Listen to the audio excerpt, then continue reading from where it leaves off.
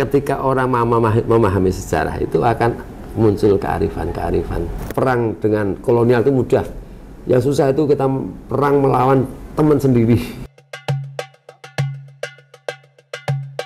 Kota Solo atau Surakarta yang ada di Provinsi Jawa Tengah memiliki satu bangunan keraton atau istana yang merupakan peninggalan kerajaan Mataram Islam. Keraton Surakarta Hadiningrat merupakan istana kelima Mataram Islam setelah Kota Gede, Kerto, Pleret, dan Kartasura. Sejarah Keraton Surakarta tak lepas dari peristiwa perpindahan pusat kerajaan Islam. Kerajaan Mataram Islam dari Kartosuro menuju Desa Sala pada tahun 1745. Perpindahan pusat kerajaan itu dilakukan pada masa pemerintahan Pakubuwono II dan keraton baru dinamakan Surakarta. Di masa Keraton Surakarta inilah sejarah pusat pendidikan Islam diawali.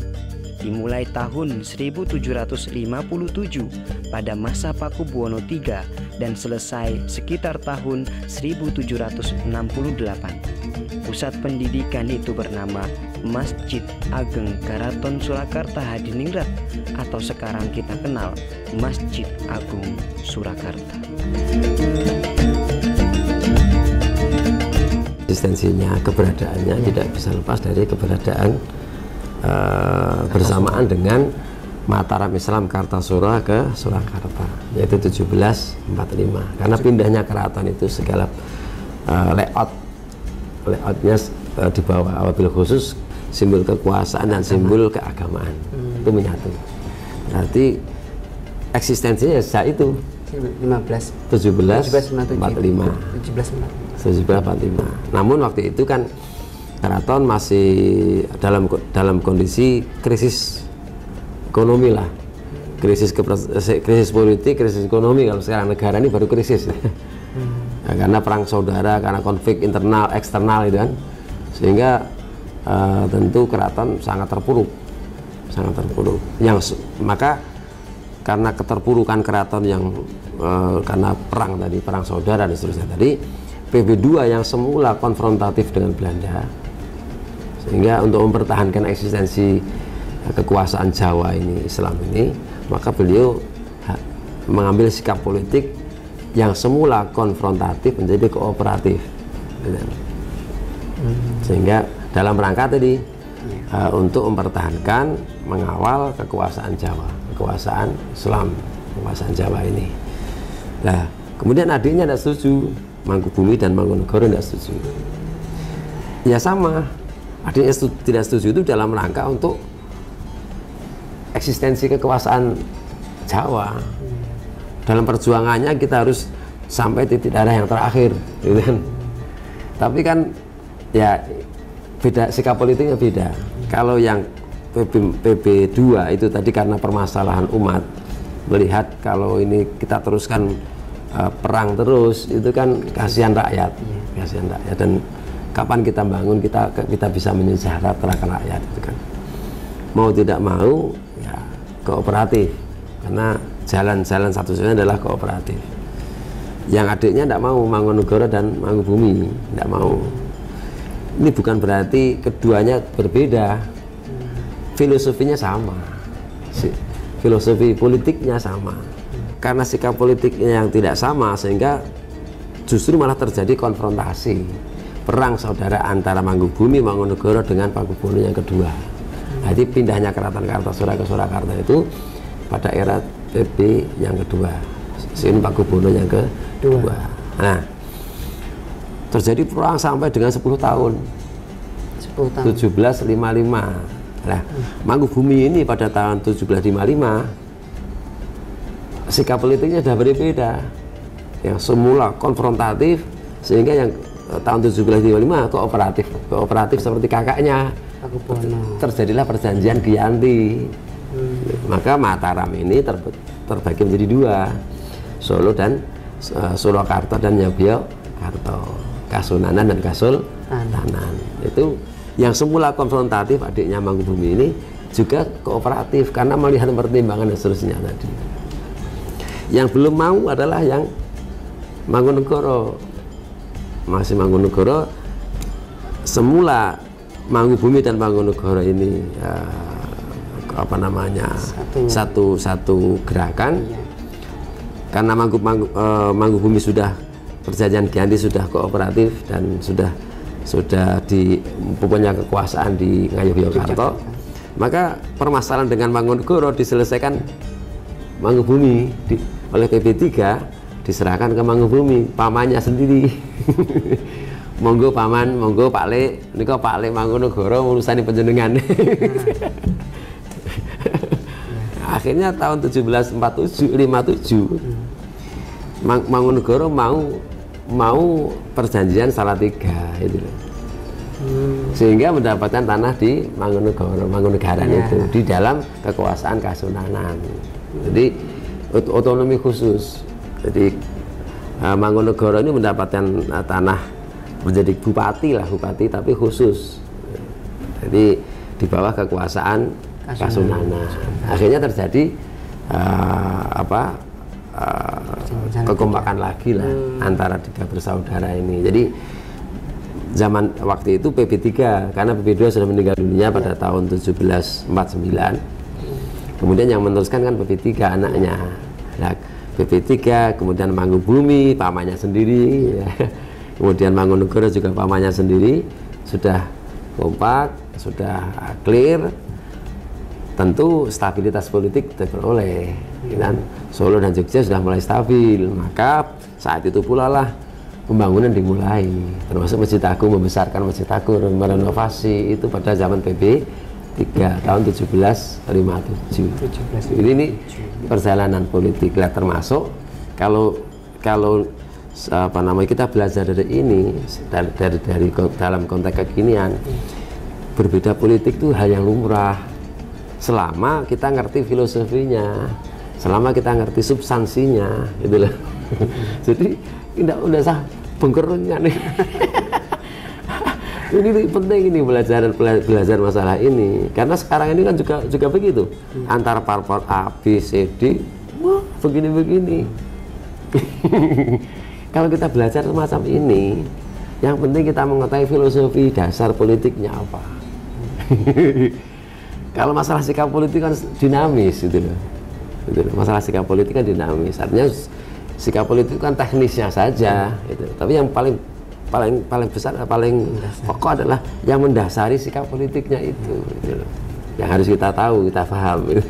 Sehingga kita menghadapi perbedaan itu tidak bingung, tidak terlalu emosi. Nah, melihat merah dan putih itu tidak bingung. Nggak, ini kacau kadang-kadang, cara paradigma berpikir kita ini kacau kadang-kadang ya. Ternyata kondisi kita hari ini di sejarah pun sudah, makanya ketika orang memahami sejarah itu akan muncul kearifan, muncul apa namanya sikap-sikap yang bijaksana.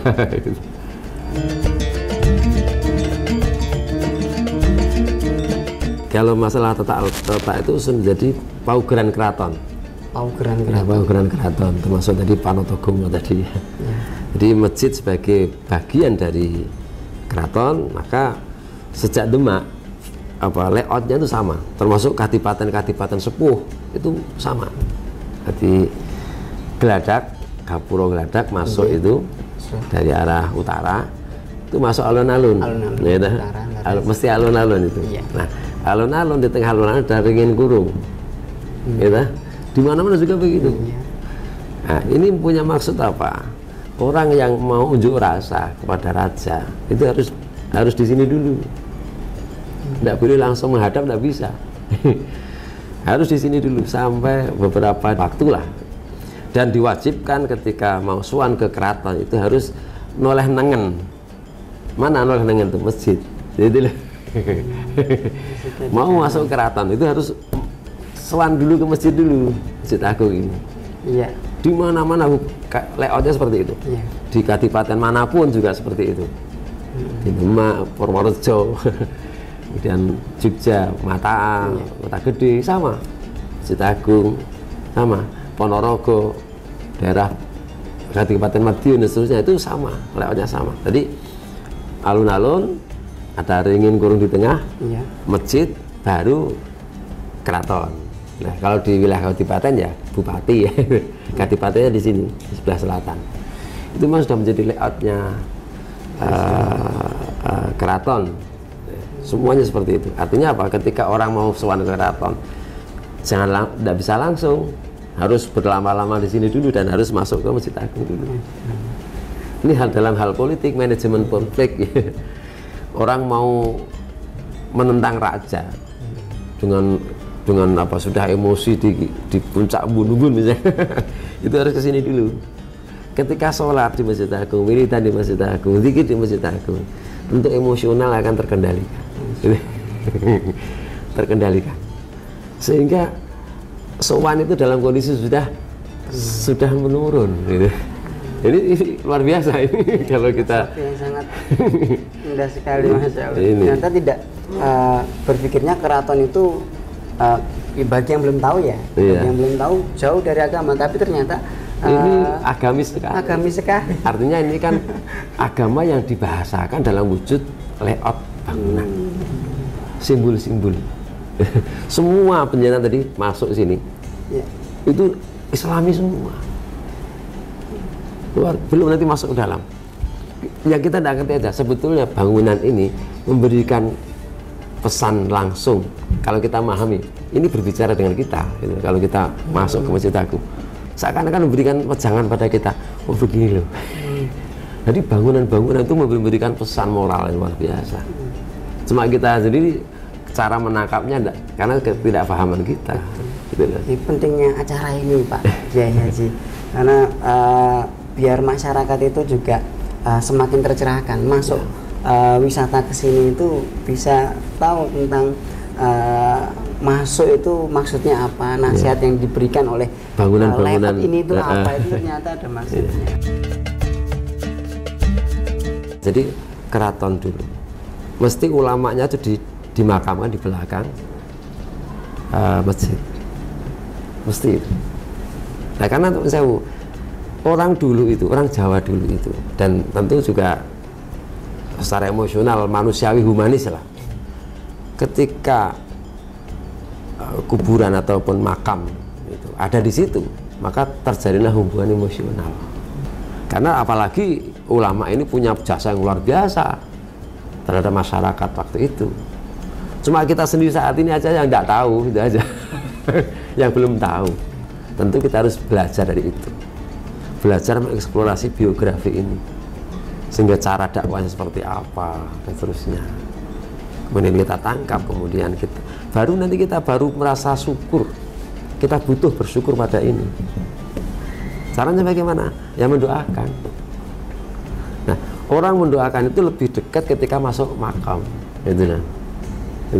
Secara emosional ya. Itu lebih terkondisikan masuk makam. Nah, biar tidak jauh-jauh ya di sini. Dengan masjid itu agar menyatu. Tata nilai yang ada di sini yang dibangun walaupun sudah meninggal, tata nilainya masih berkembang, masih ada.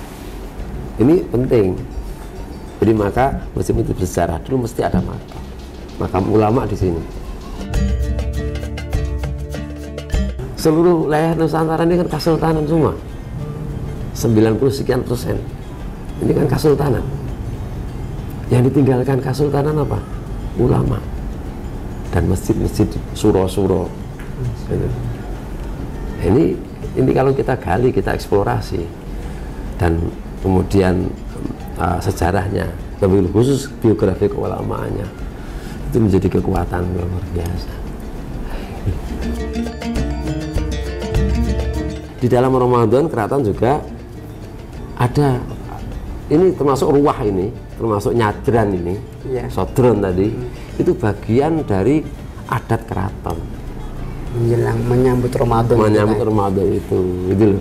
Maka dianjurkan untuk ziarah kubur, mendoakan orang tua kita, leluhur kita, kan begitu kan. Nah, kalau ziarah kubur kan justru dianjurkan kan. Al-an fazuruha kan itu kan. Nah, karena dengan kita ziarah kubur itu, kita teringat secara otomatis kita akan nyusul seperti itu. Assalamualaikum ya ahlal diyar, fa inna insyaallah bikum lahiqun, kan. Nah, ini menjadi sebuah kebudayaan. bahasa kebudayaan itu, adat itu lebih kuat daripada hukum kadang-kadang. Maka ulama sangat paham betul untuk membumikan hukum ini melalui adat. Pentingnya itu. Sekarang ini kan hukum positif dengan adat itu malah justru kuat adat. Yang bisa merasakan kan, bisa melihat fenomena yang ada. Maka dulu ulama juga seperti itu. Justru dengan menggunakan adat inilah membumikan hukum dengan diadatkan. Ini lebih kuat. Jadi, kemudian masuk Ramadan. Ketika masuk Ramadan itu raja di dalam hal ini menata sedemikian rupa kegiatan-kegiatan Ramadan. Menjelang Lailatul Qadar saja ada upacara khusus namanya selikuran. Selikuran itu raja, wujud syukurnya raja kepada Allah melalui kalau dulu itu kan mesti, kalau syukur mesti selamatan lah, salamatan jadi selamatan. Mencari selamat kan salamatan toh. Nah, jadi selamatan jadi selamatan gitu. Raja juga begitu, membawa tumpeng 1000 kecil-kecil itu ya, dibawa ke Masjid Agung untuk didoakan. Setelah didoakan dibagi-bagikan kepada jamaah yang ada di situ, karena itikaf di situ. Mulai menjelang itikaf, gitu loh. 10 hari terakhir itu kan dalam Nabi kan juga mengencangkan ikat pinggangnya, artinya meningkatkan ubudiyahnya kepada Allah SWT. Nah, masyarakat juga begitu dikondisikan oleh raja sedemikian rupa.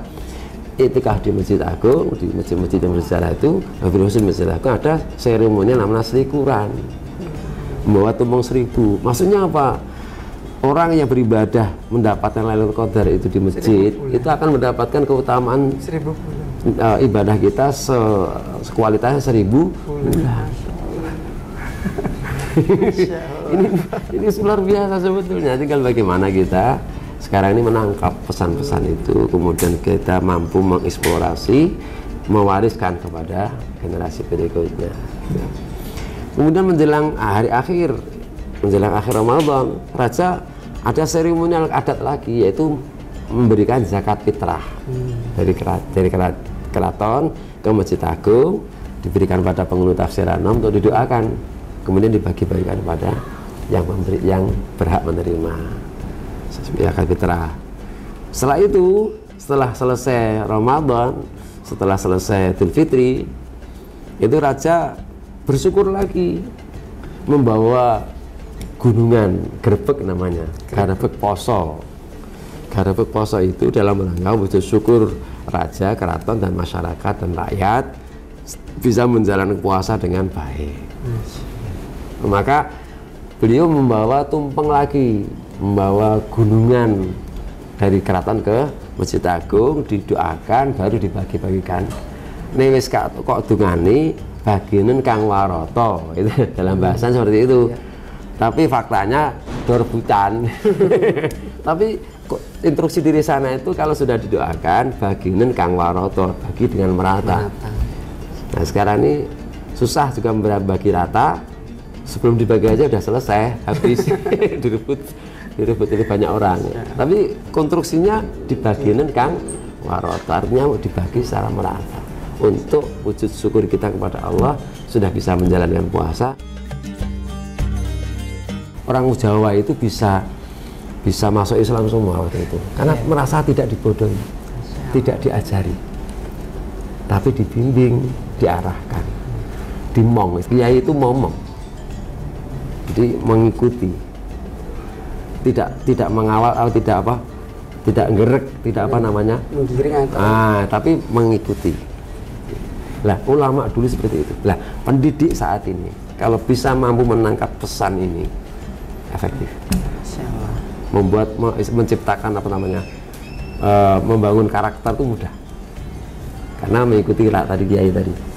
Jadi orang dulu mengajari bersuci tidak usah dengan omong-omong, tidak usah dengan macam-macam, tidak usah dengan teori-teori macam-macam, udah masuk perubahan aja, selesai. Orang ini tidak merasa terbodohi, tidak merasa dibodohi, dan bahkan justru malah diangkat derajatnya seakan-akan. Betul? Masuk ke masjid, tidak disuruh sholat, tidaklah di situ. Makanya Masjid Agung ini Serambi itu sifatnya umum. Sifatnya umum. Enggak usah diperintahkan untuk sholat. Udahlah yang sholat yang sudah enggak.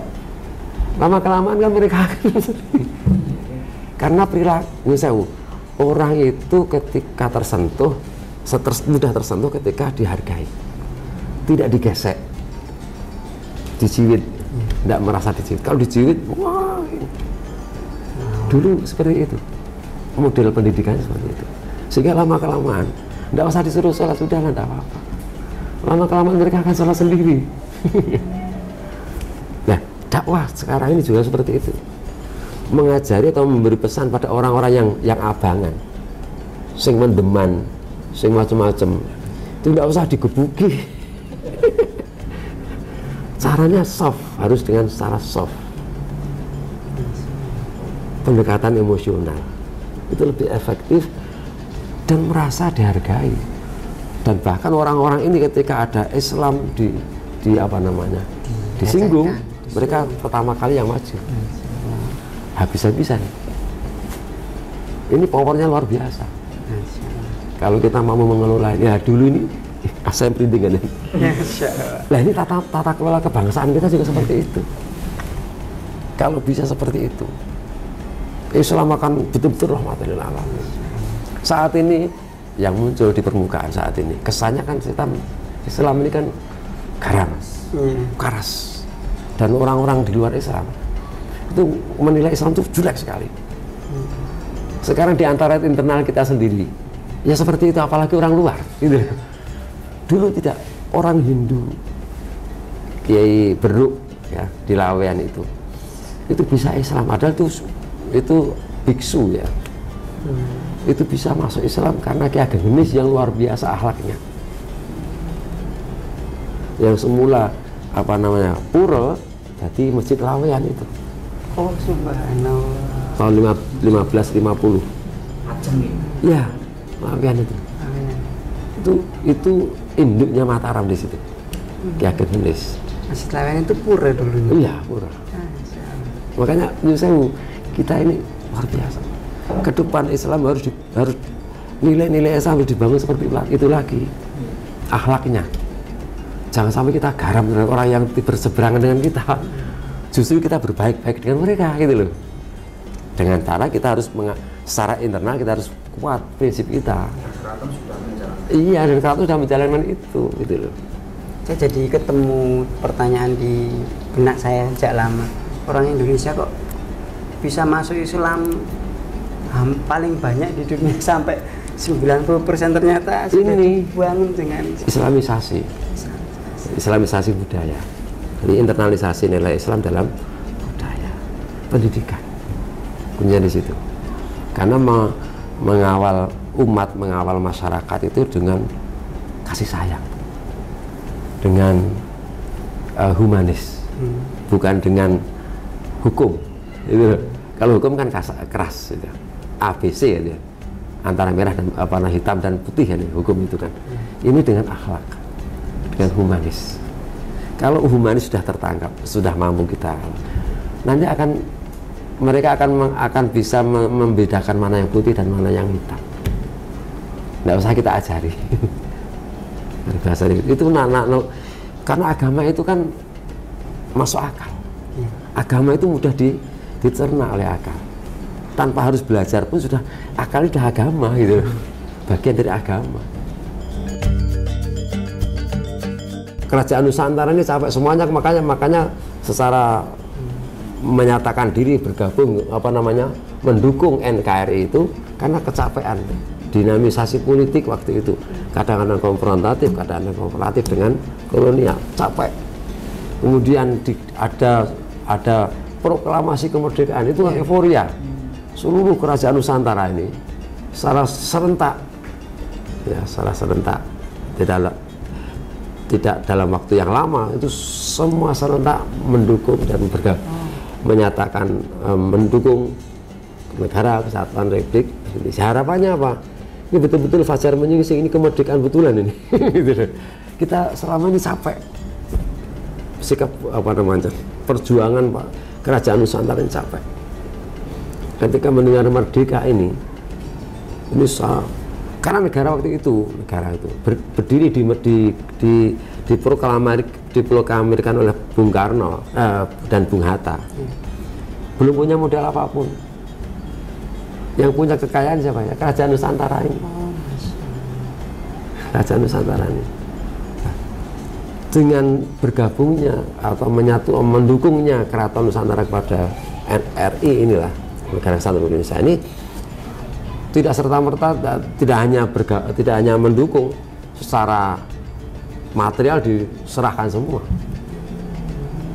termasuk semua kebutuhan keraton, kebutuhan negara disukung oleh Kerajaan Nusantara ini, Kesultanan, termasuk Solo. Nggak main-main sumbangan kerajaan-kerajaan pada negara waktu itu triliunan. Kan negara belum punya tentara, belum punya senjata, yang dimiliki hanya rampasan-rampasan itu. Ya. Yang punya senjata resmi dan yang punya tentara resmi siapa? Kerajaan. Kerajaan. Kan gitu kan. Ini mendukung semua. Bahkan perjanjian Linggarjati yang mendanai siapa? Keraton Solo. Itu emas berapapun ditukar untuk membiayai itu. Artinya, contoh lagi, belum punya pesawat, Aceh menyumbangkan pesawat Garuda. Belum yang lain. Nah ini euforia. Seluruh wilayah Keraton Solo diserahkan ke pemerintah RI. Dan tidak hanya Solo, seluruh Nusantara kan ini. Karena menyatakan loyal dan mendukung pemerintah Negara Kesatuan Republik Indonesia.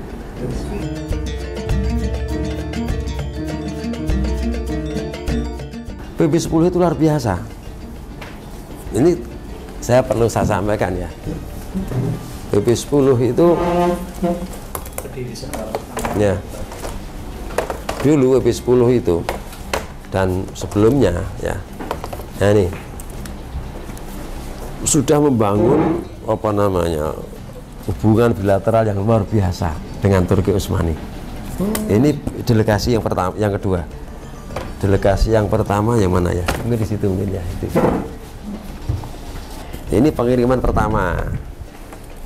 Yang dikirim juga sama, Muhammad Komar. Ini majalah di Turki waktu itu. Majalah Turki waktu itu.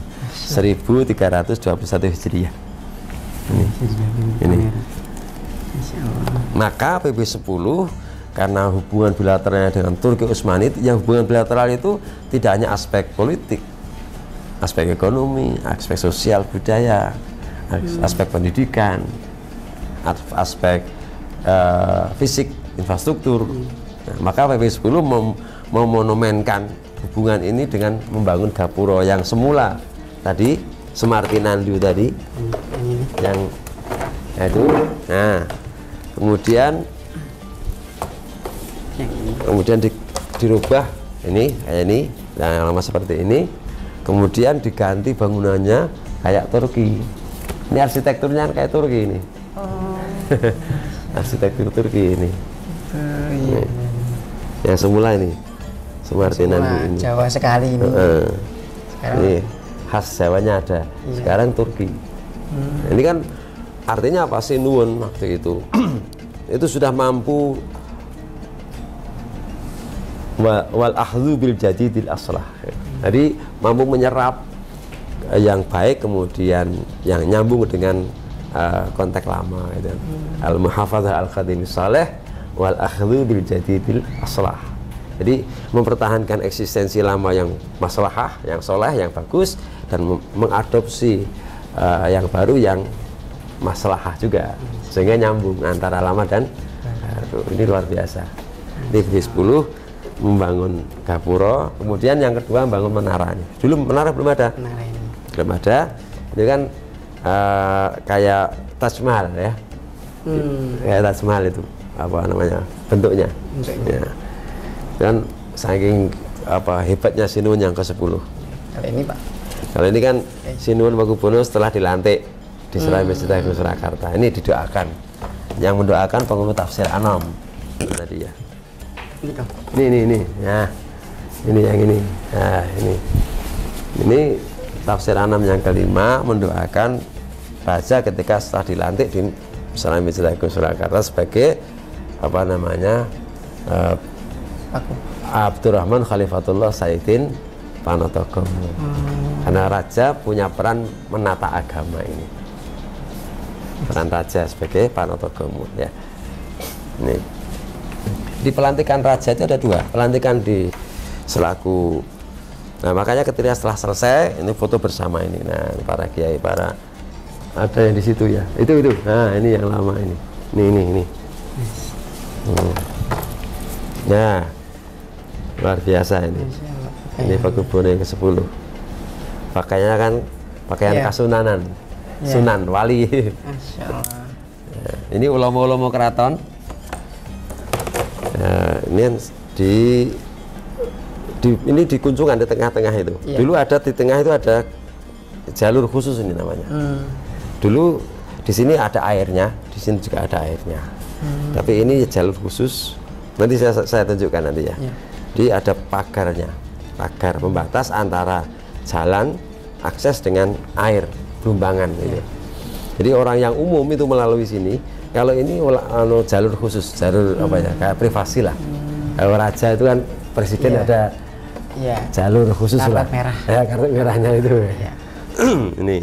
Ini penghulu tafsir Anam yang ke-5. Yang makamnya mendapatkan kehormatan khusus dari Raja Babi 10, dimakamkan di Imogiri.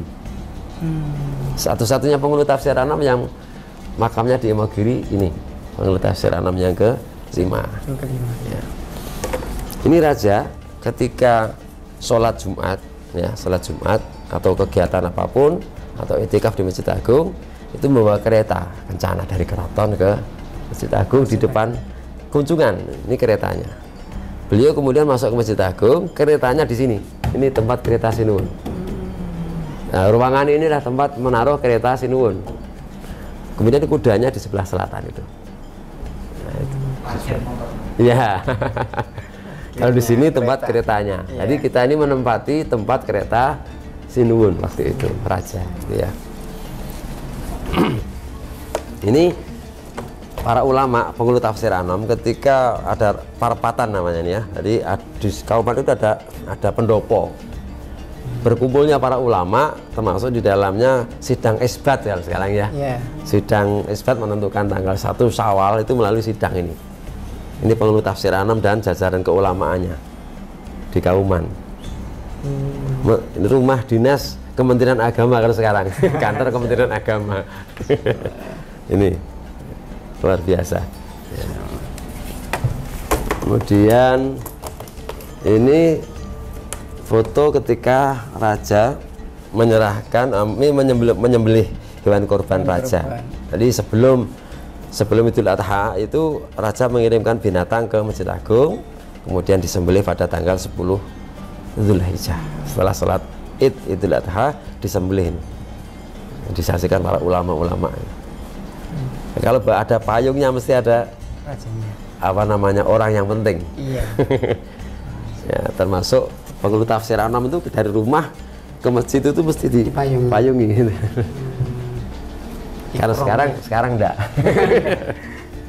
Nah, ini sudah ini dulu. Nah, raja ketika sholat itu butuh privasi karena sebagai tokoh politik, bukan eksklusivisme, tapi keamanan. Maka raja ketika sholat ada tempat khusus di sini. Ada tempat khusus raja. Sekarang sudah tidak ada ya? Sekarang tidak ada. Maka kita ingin supaya keraton mengembalikan lagi. Sekarang di mana kita juga belum tahu. Kita ingin supaya paling tidak tempat sholat itu dikembalikan lagi. Siapapun harapan kita keraton bisa menggunakan lagi. Ada tempat khusus di sini. Kalau tidak ada kan keraton mau sholat di mana? Raja mau sholat di mana? Maka ketika Nyun Sewu tata nilai kita itu Islam akan keraton akan bangkit lagi, akan bagus lagi ketika terjadi harmonisasi Dari harmonisasi kembalinya keraton ke khitoh lagi. Nah, sebelumnya kan kita harus siapkan dulu tempat sholat raja. Tadi saya sampaikan tetap mulia nih wong. Jangan sampai kita tidak mulia, wis mulia ora dimulyake. Wong sing ra mulia dimulyake, ana sing mulia kan gitu kan. Maka kita harus menyiapkan tempat itu lagi supaya bisa digunakan oleh raja dan keluarganya untuk sholat di Masjid Agung. Ya. Nah, yang terakhir ini raja, ini jam pencet tapi dari meriam kecil. Jadi ketika jam 12 ada apa namanya suryo itu apa namanya itu kaca besar itu suryo konto ya. Nah, suryo konto itu. Yeah. Kemudian di sini ada meriam kecil. Nah, ada misiu, dipasang misiu di sini. Ketika jam 12 panasan otomatis membakar misiu yang ada di sini. Meledak. Tuar itu.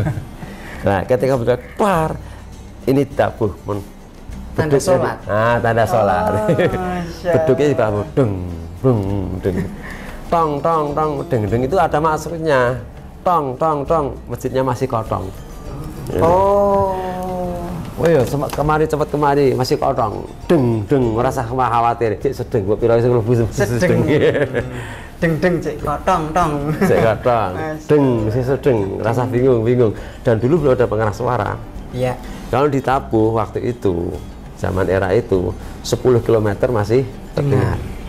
Ini kan efektif sekali. Nah, ini makanya kita harus menghormati filosofi dan barang-barang peninggalan masa lalu itu sebagai simbol tarbiyah pada kita. Gitu ya. Maka Masjid Agung tetap melestarikan itu. Ya. Ini adalah bangsal Pratonggo, bangsal sekaten.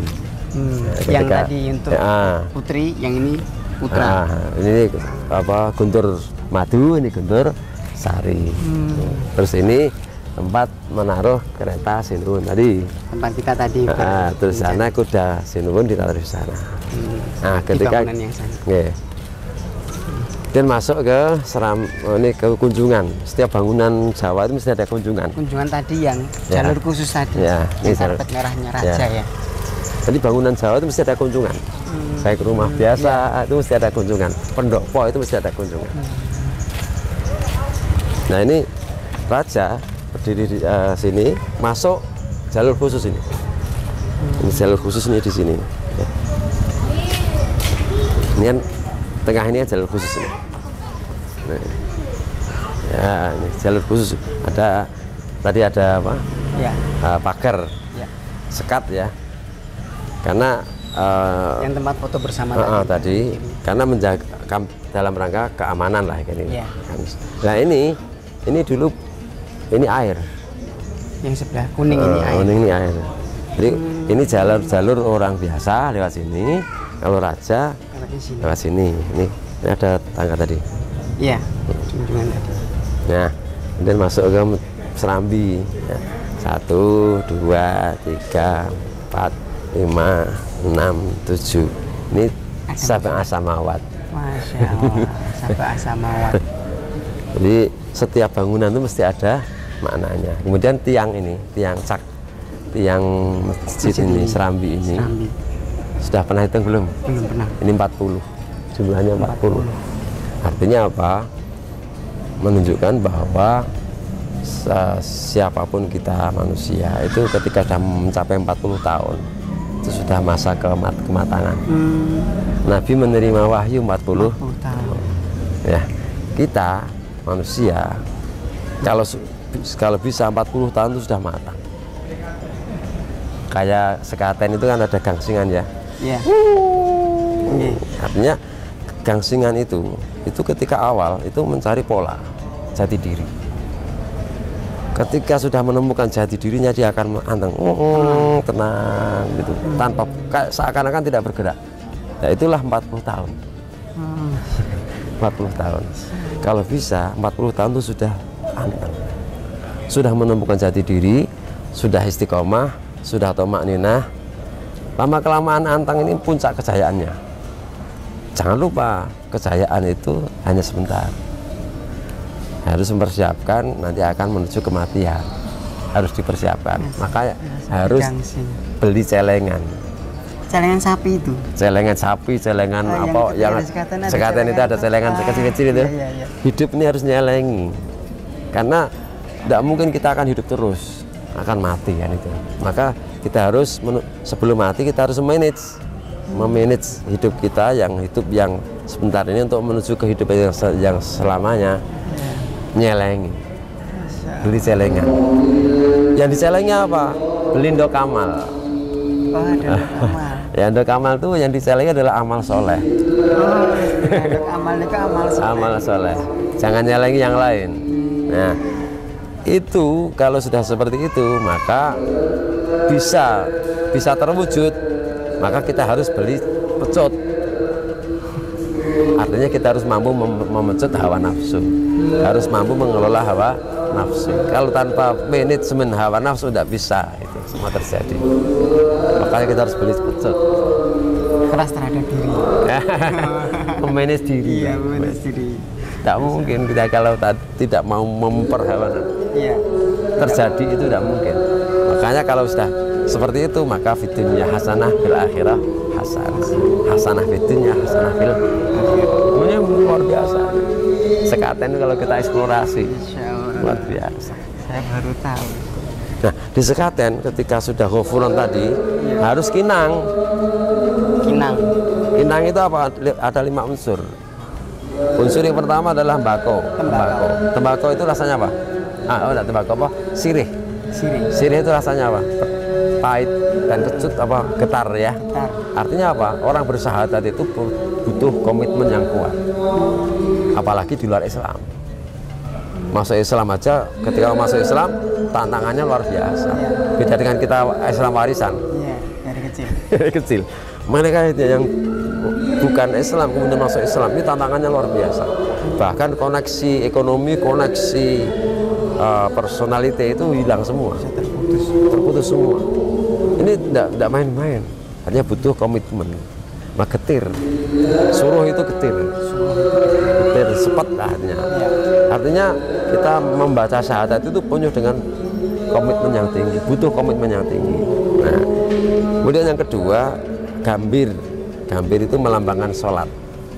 Nah, gambir itu juga tidak enak. Tidak enak. Kemudian yang ketiga, poso itu melambangkan dilambangkan dengan injet itu pahit lagi. Iya. Jadi kinang itu ada suruh, gambir, injet. Nah, tetapi kalau ketiga-tiganya ini dikonsumsi secara simultan, pahit, getir dan seterusnya tadi hilang semua. Artinya apa? Ketika kita sudah syahadat, sholat, poso, sudah bagus Islam kita, sudah manis Islam kita. Rasanya sudah lebih bisa dinikmati. Kan intinya di sini. Iya. Jadi bangunan utamanya di sini. Iya. Kemudian yang zakat itu tembakau itu susur itu ketika susur itu juga pahit. Tembakau itu pahit kan. Iya. Orang mau zakat, sedekah, infak itu juga pahit juga, berat. Tapi harus tahu seberapapun kekayaan kita, kelebihan yang Allah berikan, ya jangan dikonsumsi sendiri. Diratakan. Artinya apa? Kita harus mampu bersedekah sosial. Kalau sudah begitu naik haji kembang kandil. Itu kon wangi. Artinya orang sudah melaksanakan haji sudah menjadi contoh yang baik. Figur yang menjadi contoh yang baik. Itu kalau kita belajar mengenai suruh itu ada maknanya ternyata. Nah, ini masjid ini, masuk masjid pintunya mesti ada ukir-ukiran yang bunga tumbuhan yang saling keterkaitan. Artinya hidup ini tidak bisa lepas dari hubungan sosial. Umat Islam itu harus membangun hubungan sosial kepada siapapun tanpa pandang bulu. Nah, dan orang lain sebagaimana Allah, kalau ingin kau dicintai Allah maka cintailah ciptaannya Allah. Nah, ciptaan Allah itu Apa mau Islam toh? Kan enggak. Semua manusia, binatang itu harus diperbaiki semua. Ya ini simbol ini. Yang ini namanya kalau konteks Jawa itu ada apa namanya kiblat papat limo pancer. Artinya kita harus punya komitmen, kita punya Ini ya kiblat papatnya, gitu kan. Lima pancernya kita ini harus mampu menjadi kekuatan utama, kemudian kita juga harus ada semacam kekuatan pendukung kan itu kan. Nah, kemudian yang berikutnya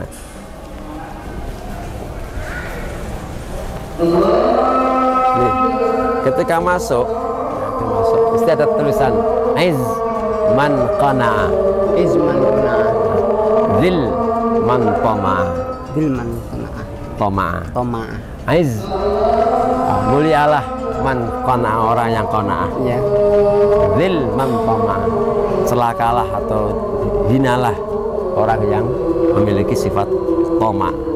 Artinya ketika kita masuk, sebetulnya ini kan memberikan makna, memberikan apa namanya pesan pada kita, kalau masuk masjid itu harus membersihkan hati, pikiran, dan seterusnya. Nah, itu. Kemudian ini harus qanaah, jangan tamak. Nah, ini dua pintu, daun pintu ini semua masjid Mataram. Ya, Ki Ageng Genis di Lawean itu, ya. Kemudian Mataram Kota Gede, ya. Kemudian Kartasura, Surakarta, Yogyakarta, Mangkunegaran, ini bentuknya sama seperti ini. Ada simbol ukir-ukiran kayak kepala naga, ya tak? Ya. Ini kepala naga ini. Ya. Ini menunjukkan bahwa seluruh Mataram Islam itu tidak bisa lepas secara genetik itu keturunan Ki Ageng Selo di Grobogan itu. Ki Ageng Selo. Nah, Ki Ageng Genis itu adalah putranya Ki Ageng Selo. Ki Ageng Selo putranya Ki Ageng Getas Pendowo di Grobogan juga. Ki Ageng Getas Pendowo putranya Ki Ageng Bondan Kejawen. Nawang Seh, ya, putranya Ki Ageng Tarub, ya, Ki Ageng Tarub di Grobogan juga. Jadi ini menunjukkan bahwa Mataram itu tidak bisa lepas secara genetik keturunan dari Ki Ageng Selo. Tambang kepala naga. Ya, ya. Ini dulu terkenal mampu menangkap petir. Sebenarnya petir itu simbolik sebetulnya. Ya. Petir itu kan kekuasaan bisa, ilmu bisa, macam-macam. Itu multi tafsir ya. Ini kiasan, makna kiasan. Dalam Masjid Agung ini, jadi saya sampaikan ketika 1745 sampai dengan 1757 itu mengalami dinamisasi politik yang luar biasa, sehingga praktis keraton belum bisa membangun masjid secara baik. Nah, sejak tahun 1757 sudah mulai stabil, maka PP3 membangun merenovasi yang utama ini. Ini betul-betul peninggalan PP3 tahun 17 ya, termasuk materialnya ini seluruhnya masih tinggalan dari PP3. Nah, PP3 sendiri meletakkan sokok guru di sini. Ini adalah PP3. Dalam prasasti ada itu. Ini yang meletakkan Pakubuwono III ini. Besar sekali. Ya. Ini semuanya strukturnya kayu semua, kayu jati. Ya. Kayu jati semua. Kayu jati. Dan raja ketika masuk tadi, ya, itu masuk ganti busana di sana. Ya, ruang khusus. Kemudian sholat setelah ganti sholat di sini. Di depan bapaknya itu. Jadi tempat raja itu di sini. Tiang yang ada di situ, ya. Pojok selatannya, ya, mihrab itu masuk sini sana sampai itu. Berarti dulu ruangan yang tadi tidak ada itu di situ. Khusus raja. Tuh. Jadi ruangan ini sampai. Ini kalau ilustrasi kita, layoutnya kan kayak Masjid Madinah, ya. Ini mimbar. Ini Rasulullah. Nah, ini mimbar. ini makamnya Rasulullah. Masya Allah. Berarti antara mimbar dengan makamnya Rasulullah namanya Raudhah. Sini pun ingin ilustrasi saya. Anak saya tangkap saya. Beliau sangat pengen seakan-akan mau sholat di sini itu kayak di Raudhah. Di Raudhah. Kan ini kan area Raudhah Iya. ini. Iya. Masya Allah. Ini tanggapan saya. Iya. Itu interpretasi saya sendiri. Jadi sebegitu hebatnya raja di dalam menata keagamaan di Solo ini. Terus kemudian di sini ada keputren, itu khusus para putri-putri raja di sana. Kemudian yang di sini itu namanya pabongan. Itu di setiap pintu ada. Ya ada tadi kaligrafi. Sama seperti tadi. Ini namanya pabongan, itu tempat bong supitnya putra-putra raja. Sunat. Ya. Putra raja itu ketika mau sunatan, mau supit itu ada upacara di situ. Semua bupati-bupati rawuh di sini, sowan. Kemudian setelah itu proses khitan itu di situ. Namanya bangsal pabongan. Ini pabongan. Dan ini ruang pabongan. Ya. Kemudian makam di sebelah. Kalau makam di sebelah baratnya masjid. Ya.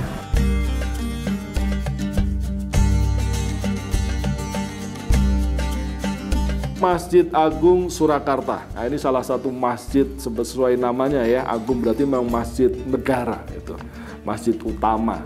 Walaupun di sekitar komplek keraton yang kita kenal hubungan dengan wilayah Baluarti, itu juga ada beberapa masjid-masjid lainnya ya.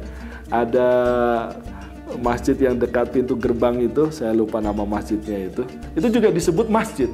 Dulu itu disebutnya langgar gitu.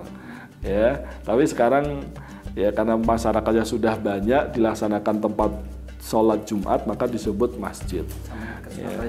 Ya, kemudian nanti di sisi selatannya lagi itu nanti juga ada masjid lagi itu. Sisi selatan sebelum masuk ke area alun-alun kidul itu juga ada. Jadi ada, dan itu biasanya masjid untuk memenuhi kebutuhan para pangeran. Ya. Jadi dulu itu kalau para pangeran ataupun penghuni istana, ya, penghuni keraton, itu kalau sholat 5 waktunya. Gitu. Jadi jangan bayangkan semua bangsawan itu jelek, enggak. Gitu. Beberapa bangsawan itu memiliki peran penting dalam penyebaran Islam. Ada bangsawan dengan akses kekayaannya itu memfasilitasi penulisan mushaf, penterjemahan Al-Quran, ya, membiayai para pujangga itu untuk menerjemahkan Al-Quran ke bahasa Jawa misalkan. Itu juga peran dari para bangsawan. Mungkin tidak langsung perintah dari Kanjeng Sunan ya, dari Kanjeng Sunan, tapi dari para pangeran itu. Nah, para pangeran ini kan anak-anaknya juga banyak, loh. Ya, anak-anaknya juga banyak karena masa keraton itu juga mengadopsi yang istilahnya ada permasyuri dan juga ada selir itu. Jadi untuk memenuhi kebutuhan ibadah itu dibangunlah masjid-masjid kecil di area tembok keraton. Nah, untuk memenuhi kebutuhan ibadah dari abdi dalam dan sebagainya. Baru nanti ketika sholat Jumat ya, mereka berbondong-bondong ke Masjid Agung. Betul, Masjid Agung. Nah, Masjid Agung Surakarta sendiri dibangun sesuai dengan prasasti yang tertempel dalam 2 bahasa ya, bahasa Arab dan bahasa Jawa gitu. Itu pada tahun 1757 gitu, ya. Tapi karena ini Masjid Agung, proyek mungkin proyek besar saat itu ya, maka proses pembangunannya pun lama. Baru sempurna ya, sebelum renovasi itu 1768. 1768. Jadi butuh waktu yang cukup panjang untuk menyelesaikan area masjid dan bangunan-bangunan pendukungnya. Jadi masjid itu, jadi kalau kita mau melihat model paling ideal dari sebuah masjid, Masjid Agung Surakarta. Fungsi masjid, fungsi kemudian pendidikan, maka ada pesantren di sana, ada rumah para pengurus pesantren sekaligus pengurus masjid yang kita kenal dengan nama Gedang Selirang, ya. Terus kemudian juga ada tempat Mungkin kalau bahasa sekarang tempat parkir motor kalau kita. Kalau dulu tempat parkir kuda. Gitu. Terus juga ada beberapa joglo di halaman karena fungsi masjid kembali tadi, fungsi masjid sebagai sosial keagamaan. Dan sosial keagamaan tentunya disesuaikan dengan budaya ataupun tradisi yang berkembang saat itu. Lah masjid ini menjadi salah satu ya tonggak utama penjaga tradisi yang memiliki irisan dengan urusan keagamaan, ya irisan keagamaan. Nah ini Masjid Agung Surakarta, baru kemudian mengalami renovasi, ya mengalami renovasi di besar-besaran di masa Pakubuwono X, termasuk penambahan menara, penambah perbaikan gapuro dan sebagainya, itu. Dan juga penambahan asrama pesantren Mambaul Ulum itu. Ya, di sebelah baratnya. Masjid tidak hanya sekedar ruang ibadah masyarakat, tetapi mengandung nilai filosofis tata ruang kota. Di masa pra-kemerdekaan ataupun pasca kemerdekaan, Masjid Agung tetaplah kokoh, berdiri sebagai pusat penyebaran dan kegiatan Islam.